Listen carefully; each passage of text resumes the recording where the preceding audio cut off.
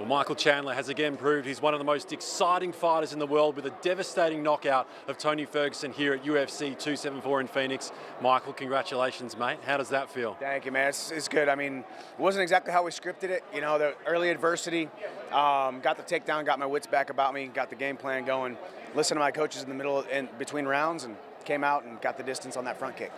It's one of the biggest knockouts we've seen in a long, long time. It's perhaps knockout of the year. Talk us through the moment leading up to that front kick. I don't really remember. I just remember seeing that he had his hands at a wide guard, chin down the middle. We were looking at going down the middle uppercuts, and I was like, no, what's going to happen if I throw this? I have the short, stumpy legs anyway.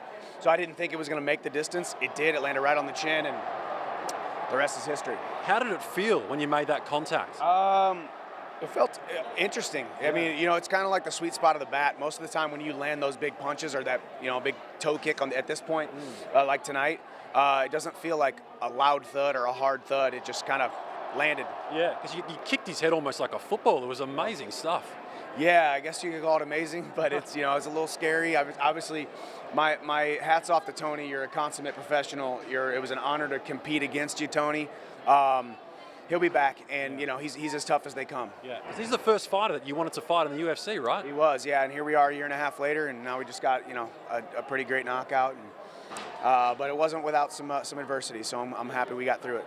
Now, you said throughout the entire week, Michael, that you're visualizing getting your hand raised, but could you visualize getting it under these sort of circumstances? It was absolutely devastating. No, if you would have told me I was going to knock him out cold with a front kick, I would have said I was 1,000,000,000 to 1 odds for me.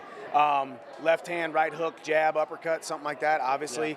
Yeah. But sometimes the fight game surprises you. Sometimes you even surprise yourself, and that's what happened tonight, so I'm happy about it. It's been described around the world as shocking, amazing, phenomenal. How would you describe it?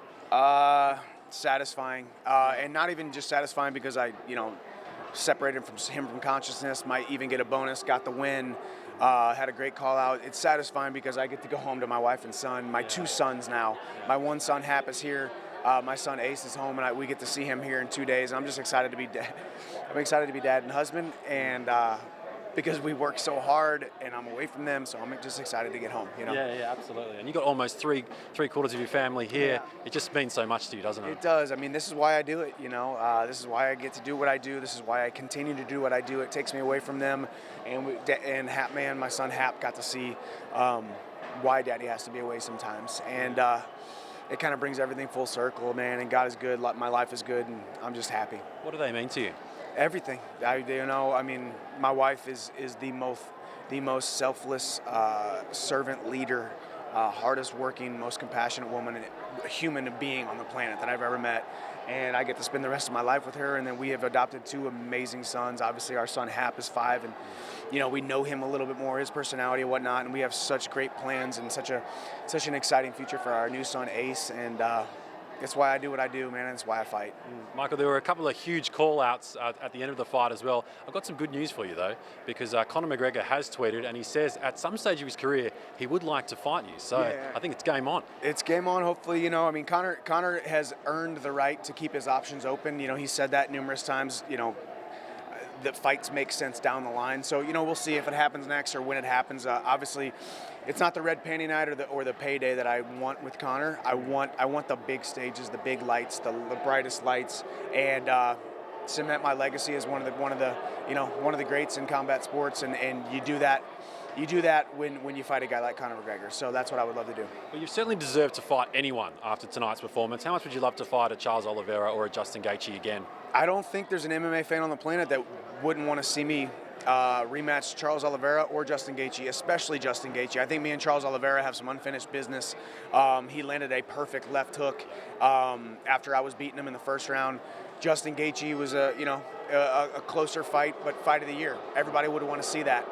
At 155 for the lightweight title, 5 rounds, got fight of the year 2022 written all over it. Absolutely. And how do you plan on celebrating tonight with your beautiful family? I always say, listen, fighters, if you get hit, if you get rocked, don't have alcoholic beverages. I will not touch a sip of alcohol. Obviously, I want to celebrate, but I won't touch a sip of alcohol for 48 hours. Let the swelling go down. Let the inflammation go down. Stick with meat and fats.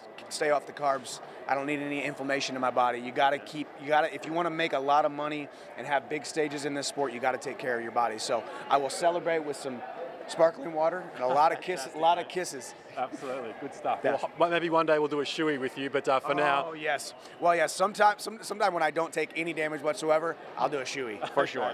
We'll hold you to that one. Hey, Iron Mike Chandler, congratulations. Thanks so much for joining us here on Fox Sports Australia, and we just cannot wait to see who you fight next. You got it. Thank you, guys.